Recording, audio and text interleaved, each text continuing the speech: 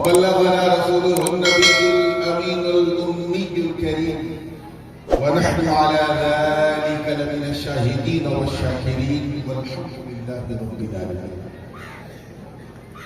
بارگاہ رسالت والے رسالت انتہائی عقیدت و محبت کے ساتھ چھوٹ کے ہدیہ درود پیش کرنے پڑھیں. اللہم صلی علی سیدنا و مولانا محمد وعلی آل سیدنا و مولانا محمد كما تحب وترضى بأن تصلي عليه صلاة وسلاما عليك يا رسول الله صلى الله عليه وسلم.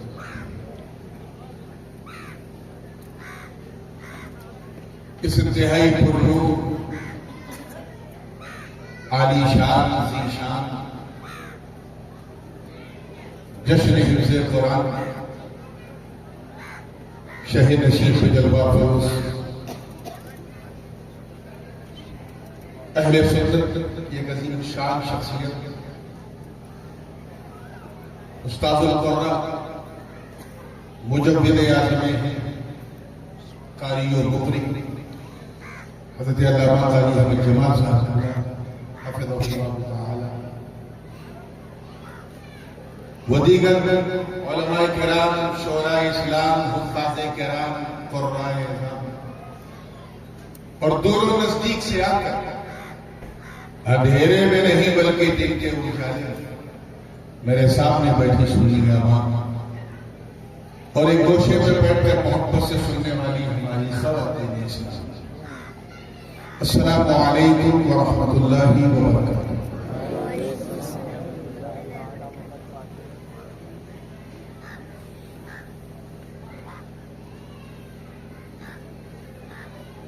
یہ پہلا موقع ہے کہ آپ کی محبت کی چھاؤں یعنی آپ کو اس خوبصورت گاؤں شرف باریابی حاصل کروانا اور یہ دیکھ کر بے انتہا مسرت و شادمانی ہے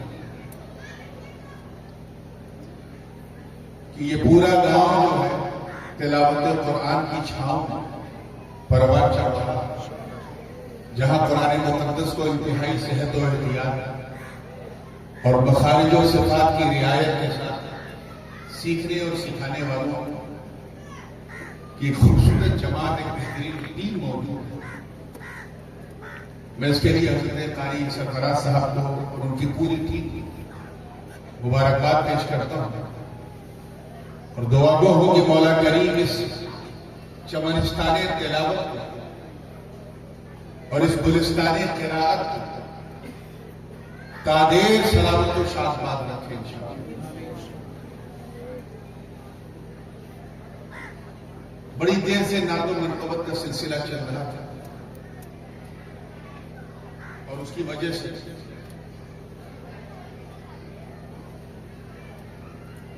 جلسہ بھی تاخیر سے شروع ہوا تاخیر تک چل رہا ہے. بالکل بھارتی ریل کی طرح ہمارا جلسہ بھی اپنے نردھارت سمے سے تھوڑا ولم چل رہا ہے.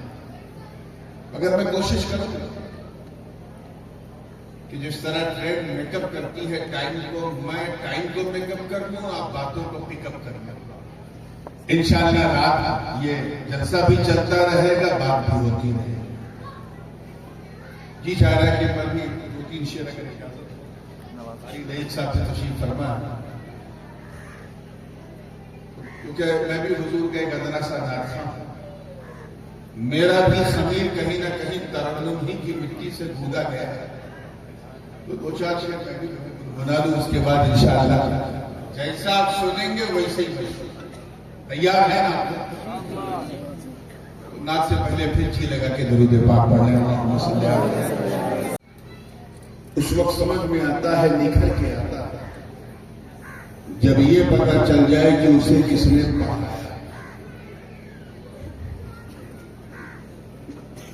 الحمدللہ میں بھی تجوید و قرأت کا ایک ادنا سا طالب علم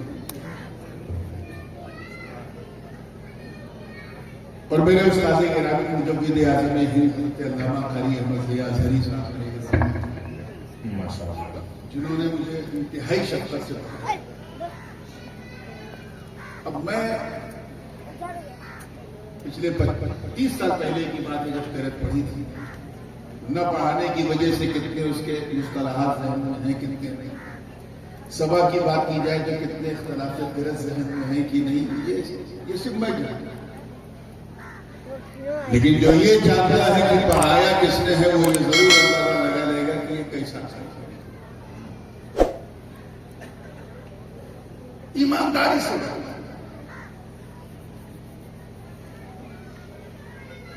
اگر آپ کو یہ معلوم ہو جائے کہ کسی کو حضور مجمد اعظم قاری مقری قاری احمد جمال صاحب نے پڑھایا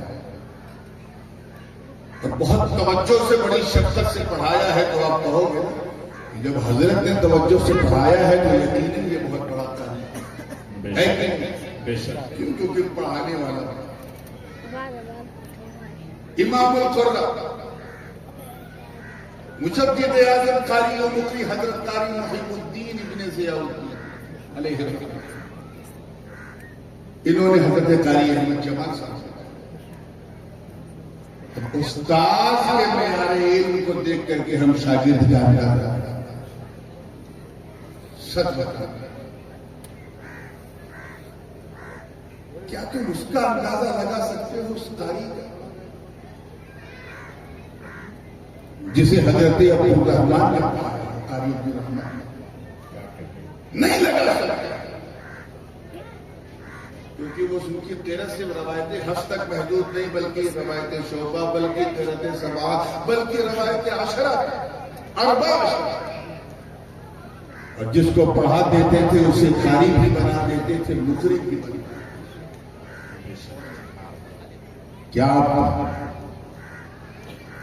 اندازہ لگا سکتے ہیں اس آدمی کا جسے امام شاطبی نے پڑھا؟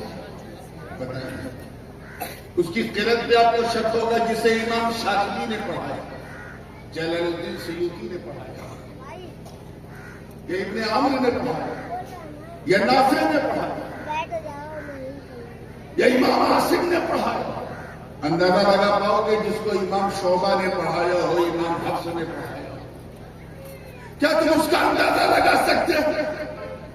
جسے ورش نے پڑھایا ہو، قانون نے پڑھایا ہو، لگا سکتے ہو؟ بولو، بولیے کہ تم نہیں لگا سکتے، بالکل نہیں لگا سکتے، کیونکہ پڑھانے والا اتنا مہان ہے تو پڑھنے والا اپنے دھڑکتے ہوئے سنی دل پر ہاتھ رکھ کے ایمانداری سے بتا کہ جسے مولا علی نے پڑھایا، خیبر شکر، شاہ زمن، آفتاب نبوت کی دلکش کرم، ابو الحسن علی بن ابی طالب، ان کے تلمیذ رشید حضرت ابو الحسن الدولی، جنہوں نے سب سے پہلے اختلاف قرت پر الگ الگ نسخوں کو قرآن کے اکٹھا کیا، اور اس کے بعد پھر اہل حجاز کی تدبیر پر امام حفص کی روایت کے پورے قرآن پر ترتیب دیا گیا۔ اندازہ لگا پاؤ گے؟ نہیں، کیوں؟ کیونکہ ان کو پڑھانے والا صرف ولی نہیں بلکہ ولیوں کا علی۔ کیا کہتے ہیں؟ نہیں اندازہ لگا سکتے کیونکہ پڑھانے والے مولا کائنات ہیں۔ مجھے بتاؤ، کھوسی اور ترک و چوار کے غیور مسلمانوں اور قرآن کو پڑھنے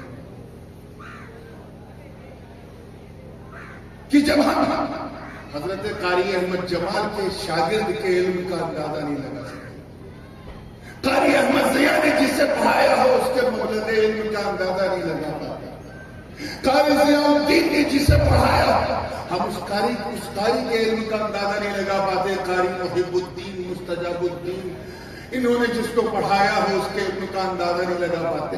جب ہم قاری عبد الرحمن مکی کے شاگرد کے علم کا اندازہ نہیں لگا پاتے، امام شاطبی کے علم کا اندازہ نہیں لگا پاتے، ارے جب ہم یہ قرائے سبع کے شاگردوں کے علم کا اندازہ نہیں لگا پاتے، مولا علی نے جسے پڑھایا اس کے علم کا اندازہ نہیں لگا پاتے، ارے نبی نے جسے پڑھایا جب ہم اس کے علم کا اندازہ نہیں لگا سکتے تو اس نبی کے علم کا اندازہ کیا لگاؤ گے جسے بندوں نے نہیں بلکہ مولا نے قرآن پڑھایا۔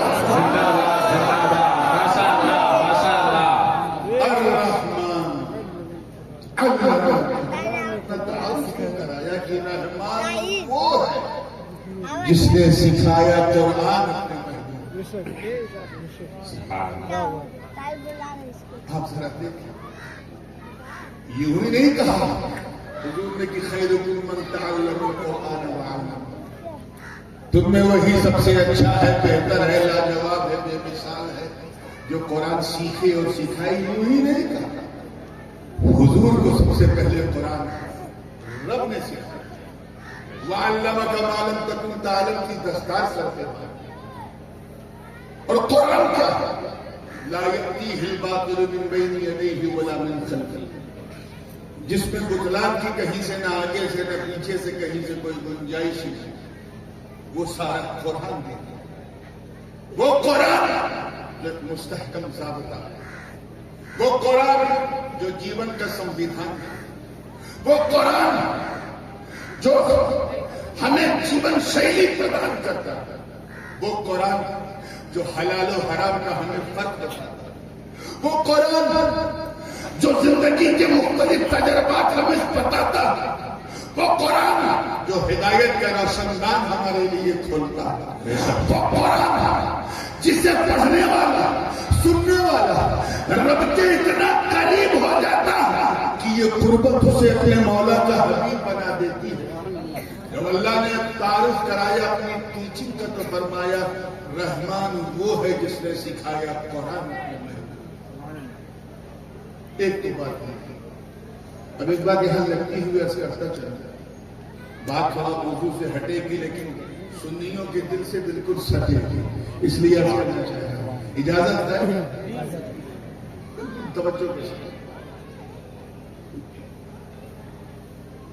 پچھلے انبیاء اور مرسلین ایسا نہیں کہ صرف ہمارے نبی پر، ہر رسول جو نئی شریعت لے کے ہے، ہمیں بات رسولوں کی ہے،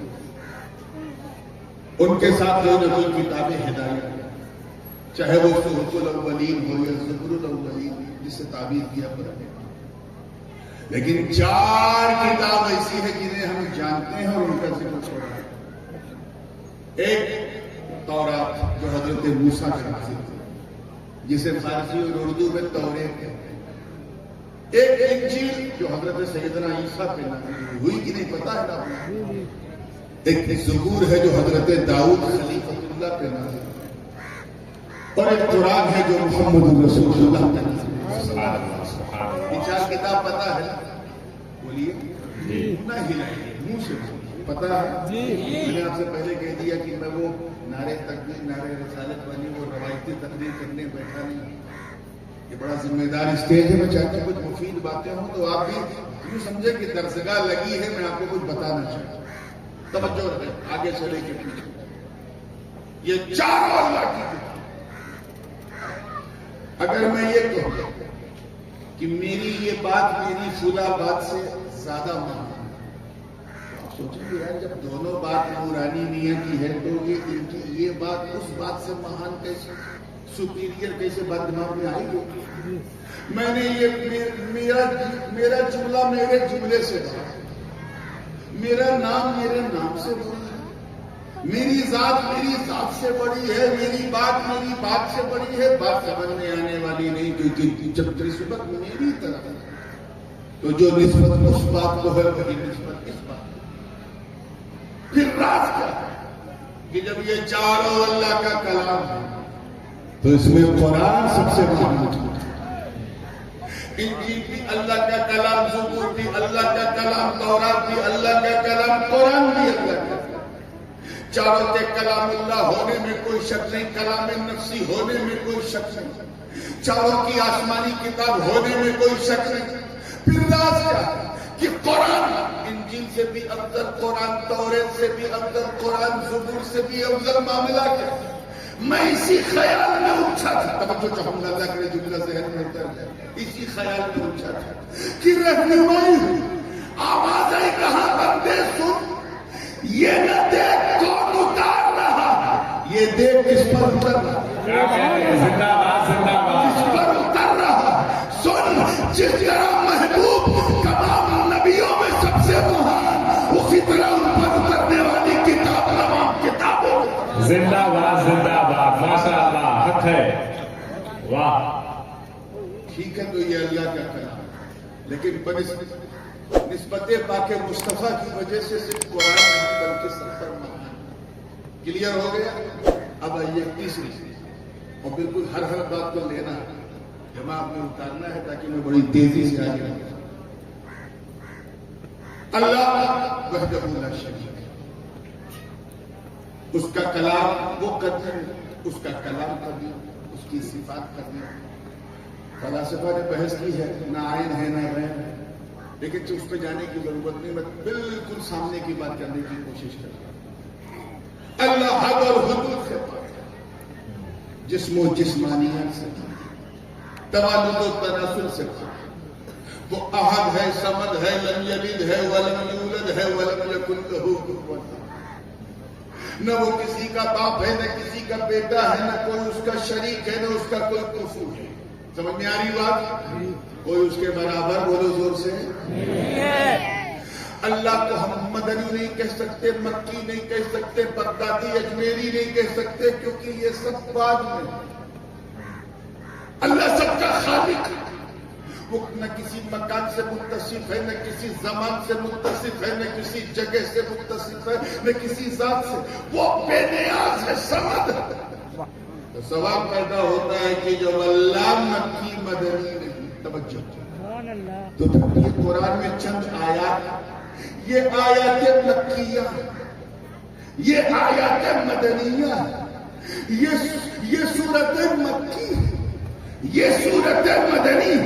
یا اللہ جب تو مکی مدنی نہیں تو تیرا کلام اور یہ آیات، یہ سورت مکی مدنی کیسی؟ تو آواز آئی کیا تجھے نہیں معلوم؟ پھر تو بھول گیا. تو یہ نہ دیکھ اتارنے والا کون ہے، جس پر اتر رہا اسے دیکھ. ارے جب میرا محبوب مکے میں ہوتا ہے تو آیت مکی ہو جاتی ہے، جب مدینے میں ہوتا ہے تو آیت مکی. نعرہ تکبیر، نعرہ رسالت، فضائل قرآن، فضائل قرآن، نعرہ تکبیر، نعرہ رسالت، زندہ باد زندہ باد. اب آئیے چوتھی بات، بالکل پوائنٹ ٹو پوائنٹ. میں نے پہلے بھی کہا کہ کوئی روایتی تقریر نہیں ہے. آج ہم وہاں بیٹھے ہیں جہاں قرآن سکھایا بھی جاتا ہے، پڑھایا بھی جاتا ہے. بے شک بے شک. اور ہم یہاں سننے نہیں بلکہ اس کے طالب علم بن کے بیٹھے. اللہ تعالیٰ ہم سب کے اندر ذوق تلاوت قرآن عطا فرمائے. توجہ ہے آپ کی؟ چوتھی، پہلی آپ نے سنی، دوسری بھی سن لی، تیسری بھی کہ جب قرآن مکی مدنی نہیں ہوتا کیا تھا؟ عربی زبان یہ اللہ کی سب سے محبوب ترین زبان. حضرت ابراہیم علیہ السلام کے زمانے سے لے کے آج تک پورے جزیرۃ العرب میں عربی بولی ہے. حضور نے فرمایا یہ وہ لسان ہے، وہ زبان ہے جو لسان الجنہ. اس لیے گھبرانا نہیں، اگر عربی نہیں آتی تو انشاءاللہ مصطفیٰ کی نسبت کا دامن تھامے رہو. جنت میں ہم سب عربی بولیں گے. جنت تو بہت بڑی بات ہوگی، قبر ہی سے اسٹارٹ ہو جائے گی. من ربک ما دینک ما کنت تقول فی شأن ھذا الرجل. چچا تو چچا، بچہ بھی عربی بولے گا قبر میں انشاءاللہ. اللہ کو پسند ہے لسان الجنہ. اور اسی لیے جمہور مفسر جس میں امام جلال الدین سیوطی، ابن حجر مکی ہیں، حضرت امام ابن حجر اسقلانی ہیں، یہ جمہور جو بڑے بڑے محدثین مفسرین ہیں، فرماتے ہیں کہ اللہ نے اپنی ہر کتاب اور ہر صحیفہ اپنے نبیوں کو عربی زبان میں دیا. کس زبان میں؟ زور سے بولو. حضرت موسیٰ کو تورات جو ملی عربی میں، حضرت عیسیٰ کو انجیل عربی میں ملی، حضرت داؤد کو زبور جو ہے وہ عربی میں. پچھلے نبیوں کو جو صحف ملے وہ سب کے سب عربی میں. اسی لیے تو حضرت آدم کو ساری زبان پہلے ہی سکھا دی. وَعَلَّمَ آدَمَ الْأَسْمَاءَ كُلَّهَا، ساری زبان اللہ نے سکھا دی، اس میں عربی بھی تھی. تو سارے نبیوں کو کتابیں جو ملی وہ کس بھاشا میں ملی؟ زور سے بولو. مگر ان نبیوں نے کیا علیہ السلام، انہوں نے جو ان کے علاقے کی بھاشا ہوتی تھی اس بھاشے میں ٹرانسلیٹ کر کے اپنی قوم کو دیتے تھے تاکہ وہ اس کو پڑھ سکے، سمجھ سکے. چنانچہ توریت اور انجیل عبرانی زبان میں، زبور کی روایت ملتی ہے کہ یہ سریانی زبان میں، لاطینی زبان میں تھی. یعنی علاقائی زبان میں وہ نبی اپنے ماتر بھاشا میں اپنی قوم کو اللہ کی کتاب لکھ کے دے دے گا. منزل من اللہ عربی ہے لیکن اسے ترجمہ نبی کر کے. لیکن اے مسلمانوں، اپنا مقدر ہے، اپنی قسمت دیکھو اور اس قسمت میں چھپی ہوئی خوبصورت نسبت دیکھو کہ تمہارے نبی کی شان، ہمارے نبی کی شان یہ ہے کہ اللہ نے عربی میں قرآن محبوب کو دیا اور محبوب نے عربی میں قرآن اپنی امت کو دیا. سبحان اللہ، سبحان اللہ. امت کو دے دے. اور قرآن نازل ہوا، انزل القرآن علی 7 احرف، 7 حروف یعنی اختلاف قرأت کے ساتھ نازل. کچھ لوگوں نے یہاں غلط معنی یہ نکال دیا 7 بھاشاؤں میں نہیں، 7 زبانوں میں نہیں، بلکہ 7 الگ الگ ڈائلیکٹ میں. اگر انگریزی میں کہا جائے تو ڈائلیکٹ میں نہیں. پہلے تو میں نہیں سمجھتا تھا جب میرے استاد نے مجھے پڑھایا کہ یہ اختلاف قرأت کی بنیاد کہاں سے پڑھی. لیکن جب میں نے دنیا کا دورہ شروع کیا، میں یمن گیا، وہاں دیکھا الگ قرأت میں لوگ پڑھتے. گامبیا گیا، سینٹرل افریقہ کے ایک ملک میں، تو وہاں امام نافع کی روایت، امام قالون کی روایت پڑھ رہے. مصر میں گیا تو امام ورش کی روایت پڑھ رہے. اور آج بھی حجاز میں بہت سارے ایسے آسمی سے مراد جیسے امام آسمی کی فالو کرتے ہیں، لیکن ان کے 2 راوی تھے، حضرت امام حفص، امام شعبہ. اگر آپ حجاز کے کچھ علاقوں میں جائیں، مدینہ منورہ، اس کے قرآن ریاض میں، تو وہاں امام شعبہ کی روایت ہے. یعنی وہ مدد منفصل بھی نہیں، بالکل اسی طرح ان کا ایک الگ انداز. تو یہ جو لہجے تھے، جیسے اردو زبان ہے، ہندی ایک بھاشا ہے، اودھ کا لہجہ اور ہے، پورب کا لہجہ اور ہے، برج کا لہجہ اور ہے، روہیلا کا لہجہ اور ہے، گورکھپور کا لہجہ اور ہے، پوربی کا لہجہ اور ہے، بھوجپوری کا لہجہ اور ہے. بھاشا ہندی لیکن لہجے الگ الگ، ڈائلیکٹ الگ الگ، ایکسنٹ الگ الگ. اللہ کی شان ہے، اللہ نے الگ الگ ڈائلیکٹ اپنے محبوب کے سینے پہ قرآن اتار دیا اور مصطفیٰ نے اسی ڈائلیکٹ کے ساتھ ان کی اپنی قوم تک پہنچا دیا. اسی اختلاف قرأت کے ساتھ یہ سلسلہ آج تک جاری ہے، جسے پڑھ کے کوئی بندہ قاری قرأت ہوتا ہے. قرأت سماع یہ ہمارا تمہارا مشترکہ اعجاز ہے، خوش نصیبی ہے کہ ہمیں اللہ تعالیٰ نے ہمارے لیے جس زبان میں قرآن اترا اسی زبان میں مصطفیٰ نے ہمیں دی. یہی وجہ ہے کہ جن جن کتابوں کا نبیوں نے ترجمہ کیا، آج ان کتابوں کو اللہ کا کتاب کہتے وقت ایک جھجک پیدا ہوتی ہے کیونکہ ان میں تحریف ہے. توریت میں یہودیوں نے تحریف کر دیا، انجیل تو انجیل نہ رہی، اناجیل ہو. یہ لوکا کی انجیل ہے، تو یہ پاپ کی انجیل ہے، تو یہ کیا نام ہے کیتھولک انجیل ہے. 4-4-5 انجیل ہو. زبور میں بھی لوگوں نے تحریف کر دی، زبر زیر کی نہیں، پوری آیت بدل دی، کہیں پوری سورت بدل دی، کہیں شکل بدل دی، کہیں حیات بدل دی. مگر یہ قرآن کا تنہا تقدس کہ آج سے لگ بھگ 1450 برس پہلے جس طرح اترا تھا اسی طرح سلطان پور کے مدرسے کے سینے میں جو بچہ حافظ قرآن ہو رہا ہے اس طرح ہوگا. اور صبح قیامت تک پڑھتا رہے گا. زبر زیر بھی نہ بدلے، اعراب بھی نہ بدلے، حرف بھی نہ بدلے، ارے جذب اور ساکن کے نکات بھی نہ بدلے. تبھی تو میں کہتا ہوں ہمیں مٹانے والوں کو ہمیں آنکھ نہ دکھانا، ہمیں دھمکانا مت. اگر تم یہ سمجھتے ہو کہ دنیا کی ساری کتابوں کو اگر جلا دیا جائے تو سارا دھرم ختم ہو جائے گا تو سمجھا کرو یہ اسلام ہے. اسلام اسے اگر تم ساری کتابوں کو سارے قرآن کے نسخوں کو مسجدوں اور مکانوں سے خالی کر دو تب بھی قرآن موجود رہے گا.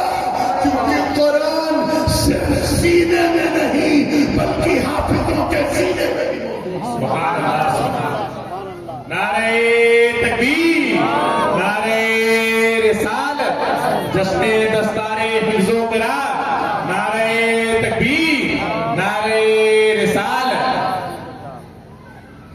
قرآن صرف مدینے میں نہیں بلکہ حافظوں کے بولیے سینے میں بھی.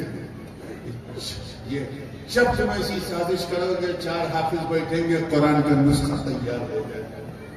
اور یہ انتظام اللہ تعالیٰ نے یہ اہتمام صرف قرآن کے ساتھ کیا. چنانچہ فرمایا اِنَّا نَحْنُ نَزَّلْنَا الذِّكْرَ وَإِنَّا لَهُ. بے شک ہم نے اس قرآن کو اس ذکر کو نازل کیا اور ہم ہی اس کی رکشا کرنا.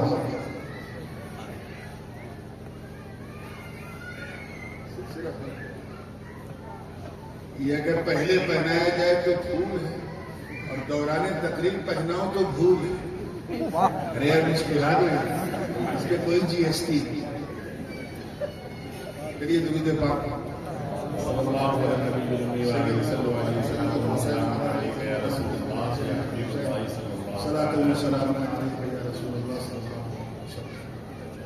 اب آئیے بہت تیزی کے ساتھ ایک دوسری بات. بالکل توجہ ہے نا آپ لوگ. آپ اپنی اولاد کو پالتے ہیں بڑی شفقت سے، بڑی امید لگا کہ یہ بڑا ہوگا تو میرے بڑھاپے کی بیٹی. آپ کو معلوم کہ ماں باپ کے کچھ حقوق ہیں جو اولاد کو بجا ہے. جانتے ہیں کہ بولی علماء کی تو ماں باپ کے حقوق ایسے پڑوسی کے حقوق ہوتے ہیں، ادھیکار ہوتے ہیں جو پاس میں رہنے والے کو نبھانے پڑتے ہیں. اللہ کے حقوق ہیں جنہیں ہم حقوق اللہ کہتے ہیں اور وہ یہ ہے کہ تم نماز پڑھو، روزہ رکھو، حج کرو، زکات دو، نیکیاں کرو، خیرات کرو. قرآن کو سیکھو، پڑھو، اسلام کے حدود کو فالو کرو. جو حرام ہے اس کو نہ اپناؤ، جو حلال ہے اسے اپناؤ. یہ حقوق اللہ. ایسے حقوق العباد بھائی کا حق یہ ہے، بہن کا حق یہ ہے، بیوی کا حق یہ ہے، اماں کا حق یہ ہے، ابا کا حق یہ ہے، چاچا کا حق یہ ہے، دادا کا حق یہ ہے، استاذ کا حق یہ ہے، شاگرد کا حق یہ ہے. یہ کیا ہے؟ زور سے بولو. حقوق العباد کیا ہے؟ ایسے ہی قرآن کے بھی کچھ حقوق، اس کا بھی کچھ مطالبہ ہے تم سے. 4-5 بیان کروں گا، اس کے بعد اگر وقت رہا تو آگے چلوں. پہلا حق قرآن کا یہ ہے.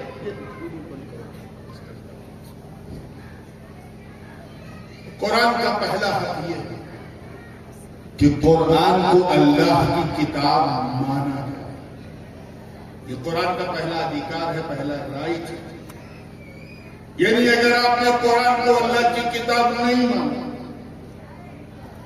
تو سب سے بنیادی جو حق ہے حقوق القرآن میں آپ نے اسے ٹھکرا دیے، گویا مسلمانی.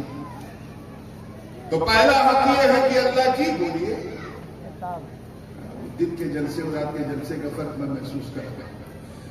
اللہ کی کتاب مانا جائے، قرآن مانا جائے، منزل من السماء مانا جائے، محبوب کے سینے پہ اترنے والا مانا جائے، 23 سال تک بتدریج مصطفیٰ جان رحمت کو ملنے والا مانا جائے. ٹھیک ہے. اور اس کے لیے ضروری ہے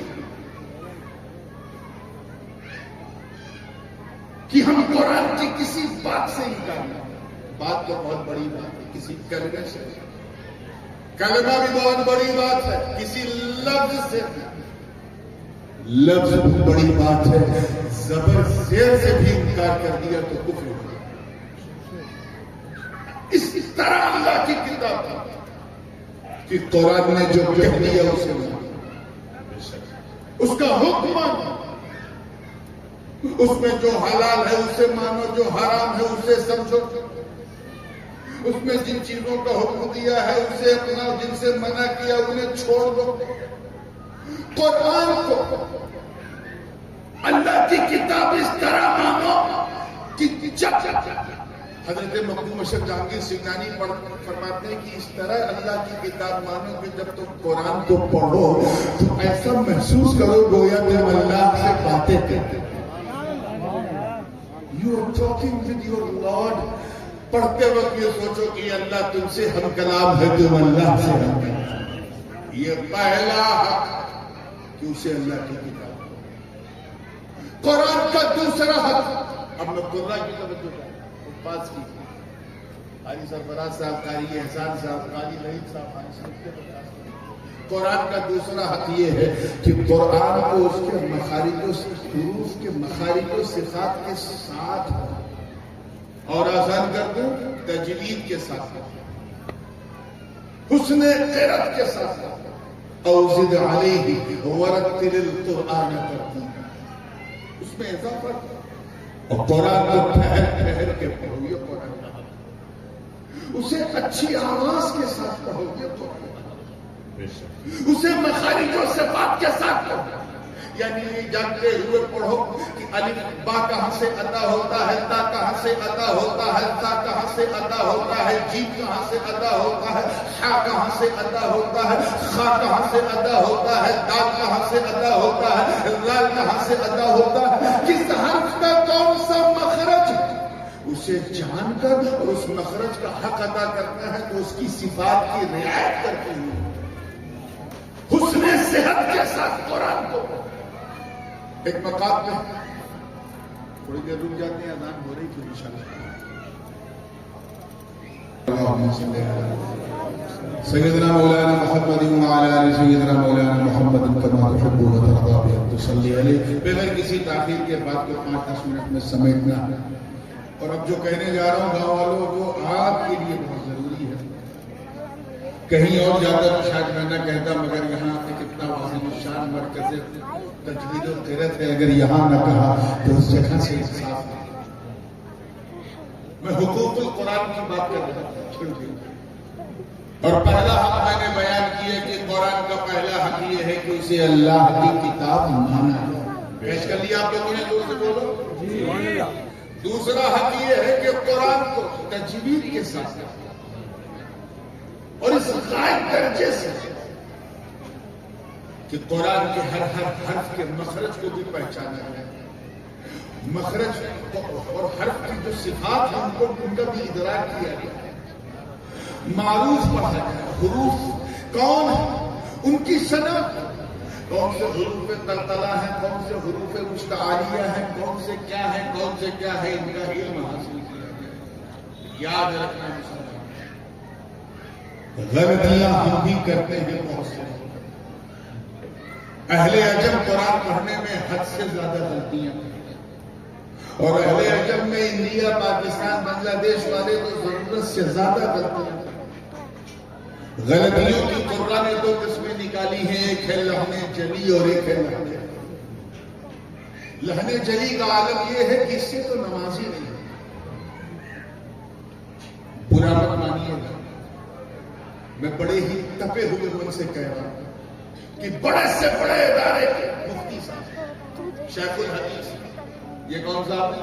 یہ جلالت العلم والفضل، یہ امام المعقولات، یہ علوم عقلیہ و نقلیہ کے ماہر ہیں، یہ محدث ہیں، لیکن جب مصلی امامت پہ کھڑے ہوتے ہیں تو اکثر دیکھا گیا کہ خطیب الخطیب لہن جلی، لہن جلی کی تفصیل میں چلا گیا جو 10 منٹ اسی میں چلا جائے گا۔ بس یوں سمجھ جاؤ قرآن میں ایسی غلطی کرنا جس سے قرآن کا معنی بدل جائے، یا حرف بدل جائے، یا کوئی حرف گھٹ جائے یا بڑھ جائے، ایک الف کی مقدار 2 الف کی مقدار بڑھ جائے، بعض قرآن نے اسے بھی لہن جلی میں۔ بہت سے لوگ مد کرتے ہیں، پتا چلا یہ مد متصل ہے، زیادہ سے زیادہ 3 الف کی جو 6 الف کی، بعض نے اس کو بھی لہن جلی۔ ایسی غلطیاں ہم کرتے ہیں، ہا کو ہا، عام طور پہ ہم الحمدللہ پڑھتے ہیں، جبکہ صحیح ہے الحمدللہ، نہ عبودو نہ عبودو کہتے ہیں۔ یہ سب وہ غلطیاں ہیں جو آپ کی نماز کو ہونے نہیں دی۔ اس لیے اے سلطان پور والوں اور اے گاؤں والوں اور قرب و جوار کے آنے والوں، صرف اپنے بچوں کو بھی نہیں بلکہ میں قاری صاحب سے کہوں گا کہ آپ اپنے ادارے میں تعلیم بالغہ کا بھی اہتمام کریں۔ 40 سال 70 سال 60 سال کے لوگ بھی آئے اور کم سے کم 1 سال اتنا تو قرآن پڑھنا سیکھ لیں کہ وہ صحیح پڑھ سکے، صحیح سنا سکے۔ آپ نے ثواب کی نیت سے تلاوت کی، پتہ چلا غلط پڑھ پڑھ کے اتنا گناہ کما لیے جتنا ثواب نہ ملا۔ کہنے کو تو بہت آسانی سے آدمی یہ کہہ دیتا ہے، لیکن سچی بات یہ ہے کہ یہ قرآن کا وہ حق ہے جسے آج ہندوستان کا مسلمان بہت کم ادا کرتا ہے۔ ہزاروں رحمتیں نازل حضرت قاری عبدالرحمن مکی کی ذات پر، جنہوں نے فوائد مکیہ لکھ کر اردو ہندوستان کے ہندی مسلمانوں کو قرآن صحیح سے پڑھنے کی دعوت دی۔ کروڑوں رحمتیں ہوں قاری ضیاء الدین پر، جنہوں نے اردو میں ضیاء القرآن لکھ کر کے روایتیں سیکھنے کا ہمیں موقع دیا۔ لاکھوں رحمتیں قاری محب الدین پر، جنہوں نے رموز و اوقاف کا علم ہمیں سکھایا، ساتھ میں معرفت التجوید جیسی آسان کتاب ہمیں رکھنے کی تلقین کی، تاکہ ہم مدہ کیا ہے سمجھ جائیں، حروف مستعلیہ کیا ہے سمجھ جائیں، ادغام کیا ہے سمجھ جائیں، اطلاق کیا ہے سمجھ جائیں، تخفیف کیا ہے سمجھ جائیں، اخفاء کیا ہے سمجھ جائیں، غنہ کیا ہے سمجھ جائیں، تاکہ ہم حرف پر کیسے ہوتا ہے سمجھ جائیں، باریک کیسے ہوتا ہے سمجھ جائیں، تنوین کیا ہے سمجھ جائیں، اس کے حقوق کیا ہے سمجھ جائیں، روایت کیا ہے سمجھ جائیں، درائت کیا ہے سمجھ جائیں، تاکہ ہم ہند میں رہ کر جب عربوں کی طرح قرآن پڑھیں تو قوت خضرہ میں لیٹے ہوئے مصطفیٰ جان رحمت ہندی مسلمانوں کی طرف مسکرا کے کہتے ہیں کہ تجھ پر سلام، تیری محبت کو سلام، تو عجب میں رہ کر مخلوق کی طرح پڑھا۔ کیا کہتے ہیں؟ زندہ باد زندہ باد، نعرہ تکبیر، نعرہ رسالت، نعرہ رسالت، ماشاء اللہ۔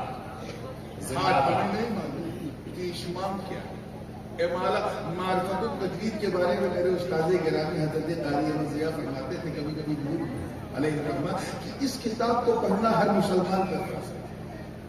اس کے لیے یہ ضروری نہیں کہ مدرسے میں اس کو زبانی رنگ ڈالے، اس کے مسائل کو کم سے کم اتنا تو ہو سکے کہ ہم اپنی نماز کو صحیح کر سکیں۔ یہ قرآن کا دوسرا سب سے بڑا حق ہے کہ قرآن کو تجوید و قرأت کی رعایت کے ساتھ، صحت و احتیاط کے ساتھ پڑھا جائے۔ آپ کو تو ادھر ادھر کہیں جانے کی ضرورت ہی نہیں، اپنا ادارہ 1 گھنٹہ نکالو گے، قاری صاحب کے پاس آؤ، اور مجھے پورا یقین ہے کہ اگر آپ نے صرف 1 گھنٹہ دیا تو چند مہینوں میں آپ قرآن پاک کو ایسا پڑھو گے جیسا پڑھنے والا خدا کو بھی پسند ہے، مصطفیٰ کو بھی پسند ہے۔ حضور فرماتے زین القرآن باصواتکم، قرآن کو اپنی آواز سے مزین ایسا پڑھو کہ غیر بھی کہنے لگے جب بندے کے پڑھنے کا یہ عالم ہے تو مصطفیٰ کے پڑھنے کا عالم ہے۔ جب امتی ایسا پڑھتا ہے تو نبی ایسا پڑھتے ہیں۔ اور بھی بہت سارے حقوق ہے، ایک تیسرا حق بھی بتاتا چلو۔ قرآن کا تیسرا حق یہ ہے کہ قرآن پاک کو صرف 40ویں اور تیجے میں پڑھنے والی کتاب نہ ہو۔ حضور فرماتے ہیں قرآن کو سمجھو اور سمجھاؤ۔ خیرکم من تعلم القرآن وعلمہ، یہ جو حدیث ہے اس کی تفسیر میں مولا علی قاری فرماتے ہیں تعلم اے تفقہ، یعنی ایک ہوتا ہے علم القرآن اور ایک ہے فقہ القرآن، یعنی قرآن کا علم حاصل۔ حضور فرما رہے قرآن کو سیکھو، یعنی اللہ پاک کیا فرما رہا ہے وہ سمجھو، کیا حکم دے رہا ہے وہ جانو، اس پہ تدبر کرو، اس پہ فکر کرو، اس کے سمندر میں گہرائی میں جاؤ، موتی جواہر نکالو۔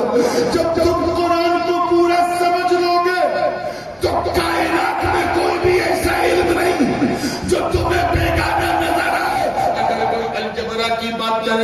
تم قرآن سے جواب دو گے. رمل کی بات کرے گا تم قرآن سے جواب دو گے.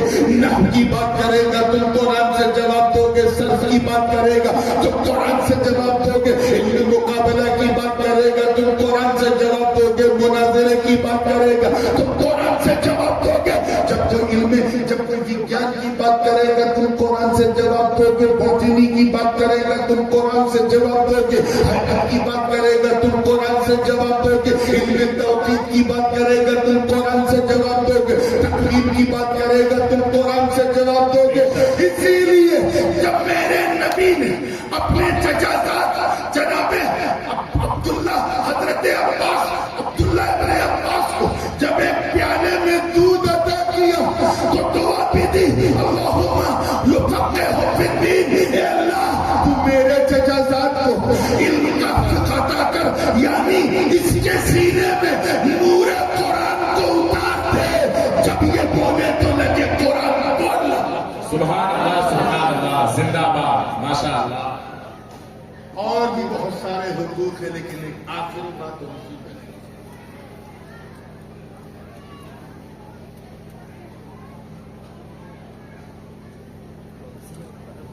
نقطہ تو آپ سمجھتے ہیں کس چیز کو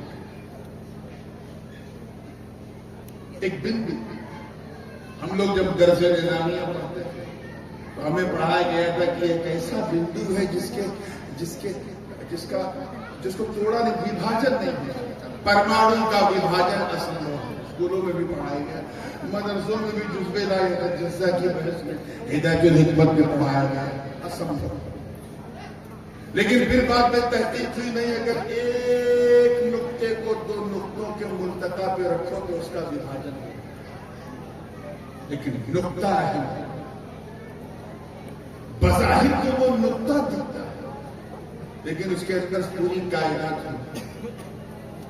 میرے پاس ایک بھوگول جغرافی کا ایک اسٹوڈنٹ آیا. اس نے کہا حضرت مجھے نقطہ سمجھائیے کیا ہے نقطہ ہے کیا. میں نے کہا تیرا سبجیکٹ کیا ہے. بھوگول. میں نے کہا بھارت کا مانچتر. اس نے بھارت کا مانچتر میرے سامنے رکھا. میں نے کہا بتا اس میں بمبئی کا. حضرت میں نے کہا بمبئی. حضرت دیکھیے. میں نے کہا بمبئی کہاں. وہ دیکھیے نا گوا کے اوپر پونا کے بغل میں اس سمندر کے کنارے. میں نے کہا بمبئی بتا. حضرت دیکھیے نا وہ نقطہ. میں نقطہ سمجھا رہا. کیا کہا وہ نقطہ. میں نے کہا یہ نقطہ بمبئی ہے. کہا حضرت یہ بمبئی ہے. میں نے کہا اسی میں 2 کروڑ کی آبادی کا. اسی میں 2 کروڑ کی آبادی. اسی میں 50 لاکھ ٹیکسی آئی. اسی میں انٹرنیشنل ایئرپورٹ کا آئی. اسی نقطے میں پوری دنیا پورا بمبئی ساری کونسلنٹ تھا. اسی میں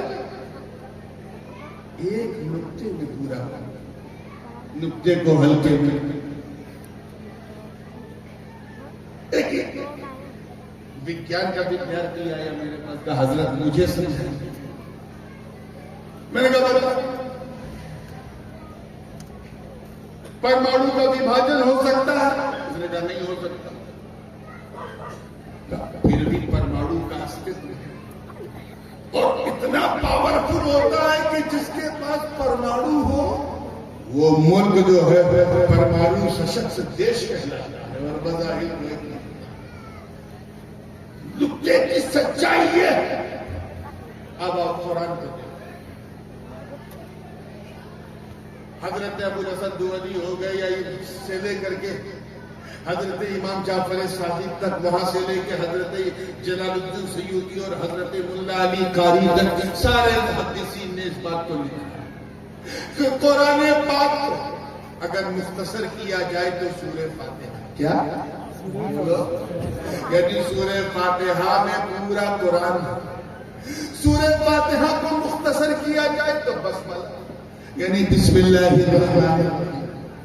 بسم اللہ الرحمن الرحیم کو مختصر کیا جائے تو بسم اللہ کی با, وہ جو با, اور با کو مختصر کیا جائے تو با کے نیچے کا نقطہ. یعنی قرآن کو مختصر کرو تو فاتحہ، فاتحہ کو مختصر کرو تو بسملہ، بسملہ کو مختصر کرو تو پھر با اور با کو مختصر کرو تو با کے نیچے کا نقطہ، نقطے کو پھیلا دو تو با کو پھیلا دو تو بسملہ، بسملہ کو پھیلا دو تو فاتحہ، فاتحہ کو پھیلا دو تو پورا قرآن، سمیٹ دو تو بسملہ، با کے نیچے کا نقطہ، ایک نقطے میں پورا قرآن، اور پھیلا دو تو قرآن۔ اب طرف سنو علی کا فرمان، مولا علی فرماتے ہیں، حضرت اسماعیل حقی نے اپنی تفسیر میں لکھا، اسی آیت کی تفسیر میں بسم اللہ کی، مولا علی فرماتے ہیں انا النقطۃ تحت باء البسملہ، بسم اللہ کے با کے نیچے کا نقطہ ہے۔ سبحان اللہ، سبحان اللہ۔ بسم اللہ کے با کے نیچے کا نقطہ علی فرما رہے ہیں، یعنی قرآن کو سمیٹ دو تو علی کو پھیلا دو تو پورا قرآن۔ زندہ باد، زندہ باد، سبحان اللہ۔ اسی لیے تو حضور نے فرمایا انا مدینۃ العلم وعلی بابها، میں علم کا شہر ہوں، ولی اس کا دروازہ ہے۔ اب جس کو شہر میں آنا ہے وہ باب العلم کے راستے سے آئے گا، جس کی علی سے تعلقات ہوں گے وہی شہر میں آئے گا۔ اسی لیے مولا علی کے علم کا نہ ہم اندازہ لگا سکتے ہیں نہ تم اندازہ لگا سکتے ہو۔ ایک موقع پہ مولا علی نے فرمایا کہ جو نبی سے ایک بار ملے گا مجھ سے 2 بار۔ اب صحابی بیچارے سیدھے سادے لوگ، انہوں نے یہ جملہ سنا، ہضم نہیں ہوا، بارگاہ رسالت میں حاضر ہوئے کہ حضور علی فرما رہے ہیں جو آپ سے ایک بار ملے گا مجھ سے 2 بار ملے گا۔ صحابی نے کہا ہاں ایسا کہا، بلاؤ علی۔ مولا علی حاضر ہوئے، سرکار نے فرمایا اے علی کیا تم نے ایسا کہا کہ جو مجھ سے ایک بار ملے گا مجھ سے 2 بار؟ کہا حضور یہ میں نے نہیں، یہ تو آپ نے کہا۔ کب کہا؟ آپ نے نہ کہا انا مدینۃ العلم وعلی بابها، میں علم کا شہر ہوں، علی اس کا دروازہ، تو میں دروازہ ہوں۔ جو آپ سے ملے گا وہ مجھ سے 2 بار ملے گا، ایک بار آتے ہوئے ملے گا، ایک بار جاتے ہوئے ملے گا۔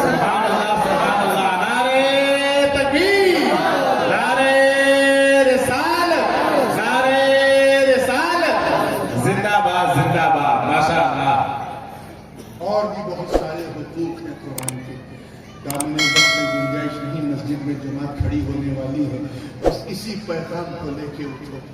یہ موقع بار بار نہیں آتا، بار بار نہیں آتا۔ آج آپ کے اس آنگن میں، اس گاؤں میں یہ ادارہ ہے، اس ادارے کو اور قوت دو، اس کی تعمیر میں جی بھر کے حصہ لو، اور اسے ایسی عمارت میں بدل دو کہ بچہ بھی پڑھے، چچا اور یہ سوچ کے پڑھے کہ یہ قرآن ہے، اس میں بسی ہر سنی کی جان ہے۔ اگر ہم نے قرآن ہی نہ سیکھا تو نہ ہم اپنی نماز صحیح پڑھ سکتے ہیں، نہ ہم اپنا عقیدہ صحیح سمجھ سکتے ہیں۔ اللہ پاک ہم سب کو قرآن پاک سمجھنے، سمجھانے، سیکھنے، سکھانے کی توفیق عطا فرمائے۔ وآخر دعوانا ان الحمد للہ رب العالمین۔